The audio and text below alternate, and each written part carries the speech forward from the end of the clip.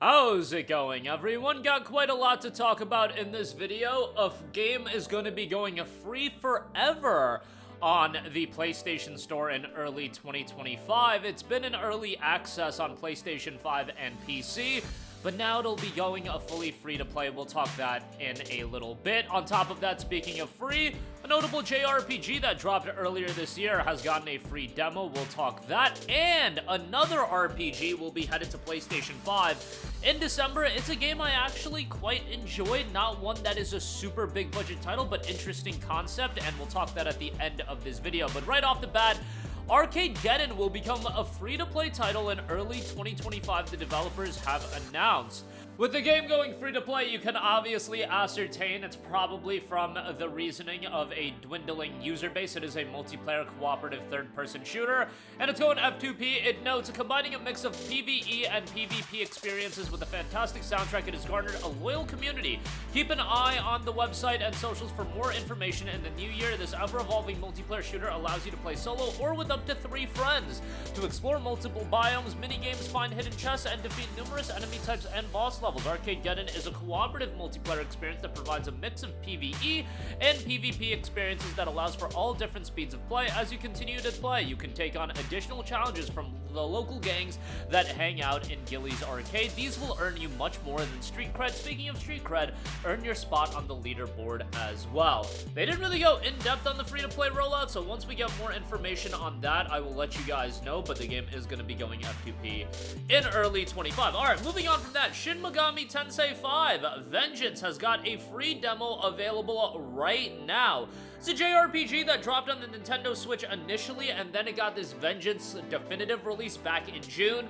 I played it. SMT5, Shin Megami Tensei in general, this line of titles, the numbered entries really aren't my cup of tea. I'll get down with Persona and all that, but the demon collecting and this style of narrative, it doesn't resonate with me as much, but I totally get why people enjoy it, and can be incredibly challenging, and the darker tone of it is something that I did appreciate as well. The demo notes, it's a free demo version of SMT5 Vengeance. You can play the beginning of the full version, and the save data you create in this demo version can be used to continue playing in the full version with the same story and character status. Regarding the save data, the full game will automatically recognize and load save data from the demo.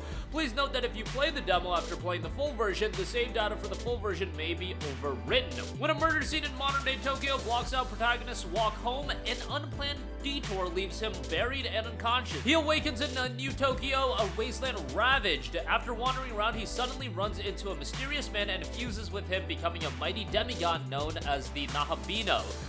The traversal in the Vengeance release was enhanced, and that made the design and the world design a lot more easier to navigate. Again, I did like the tone of the game, and the dude saying young man is tremendous. Like, that was always a easy pop from me, but nevertheless, it didn't get into it as much as I do a lot of other JRPGs, but for you guys, try out the demo, you might end up really enjoying it, and it's a game that's incredibly well received, and you've got 2 playable story routes, so even if you played the game on the Nintendo Switch, you have the new Canon of Vengeance arc, or story route that offers a new insight into the world and the story, and if you're going into it fresh, well then you can play through the game twice and get a fresh experience both times. You'll battle through a decimated Tokyo, reduced to an expansive wasteland and overrun by mythical demons, roam across wide open areas, and explore new locations for life-saving items, or encounter a multitude of demons to battle or befriend as allies, including dozens of newly added demons to this game. And by the way, they did just drop a free update to the game as well.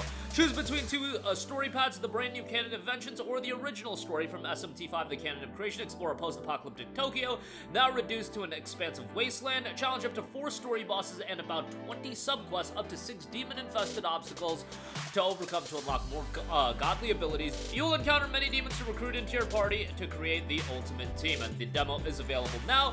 The game readily goes on sale. I would say, like, wait for that $36 price tag for a 40% off discount. That's probably where you can find it on the PlayStation Store for. But try the demo and see if you like it. And lastly, narrative-driven RPG, the Thaumaturge, will be headed to PlayStation 5 finally on December the 4th. Dropped on PC back in March of this year.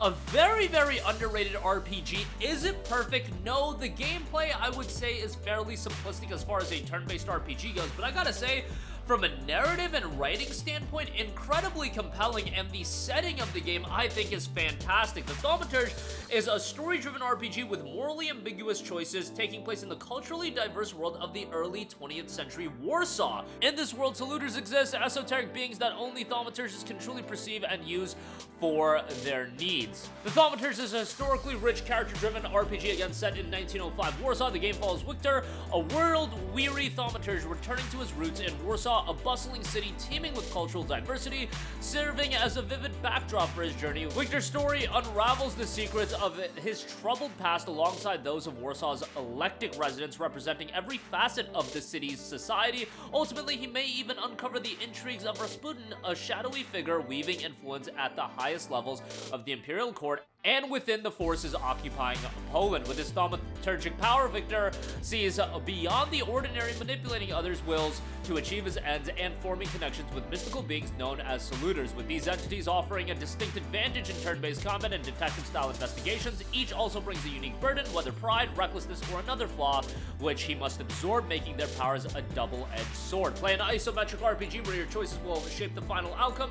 Use your unique skills to influence and manipulate other characters to bend their will to your liking. Tame the power of folklore-inspired demons called saluters to gain the advantage when exploring the world and bring adversaries to their knees. Experience unique turn-based combat and defeat your foes, both physical attacks and the skills of your tamed saluters. Meet a rich gallery of characters from different parts of society on your journey and use your mystical abilities to discover the hidden secrets and explore the rarely portrayed historical period of the early 20th century Warsaw. That aspect of this game I found the most compelling. It's an incredibly unique setting for a turn-based RPG like this. The visuals are quite nice as well. The art style and the atmosphere, I think, of the game is great. I wasn't crazy about a lot of the investigation elements of the game, but might be one that a lot of people end up enjoying. I wouldn't pay a full $35 for it. I imagine it's going to be $35, or sometimes on consoles, whenever a PC game comes to console, it gets its price spiked up. But let's say it's $35. I'd probably wait until like a $15 to $20 price tag, and I'm not gonna lie, this game screams PS Plus Extra or PS Plus Essential sometime in the future, so that's an element to consider as well. Just throwing that out there as well. It is done by 11-Bit Studios, published by 11-Bit Studios, and I believe Frostpunk is in PlayStation Plus Extra right now, so that's an 11-Bit Studios title as well. But that'll do it for me. Again, Arcadegeddon going free forever come 2025. SMT5 Vengeance has a free demo available right now, and the Thaumaturge, that interesting RPG, is headed to PS5 in December, on December 4th to be exact. That's going to do it for me. Sound off with all of your thoughts in the comments section down below. Thank you for watching, and goodbye. Hey guys, we hope you enjoyed the video, and if you did, make sure to hit the subscribe button, and if you're already subscribed, do us a favor and hit the bell icon. This way you'll be notified whenever we post a new video. That's the best way to keep up with all of our uploads, and we usually try to upload 2 videos a day. And with the bell icon hit, you'll be notified whenever we do upload a video. As always, thanks for watching.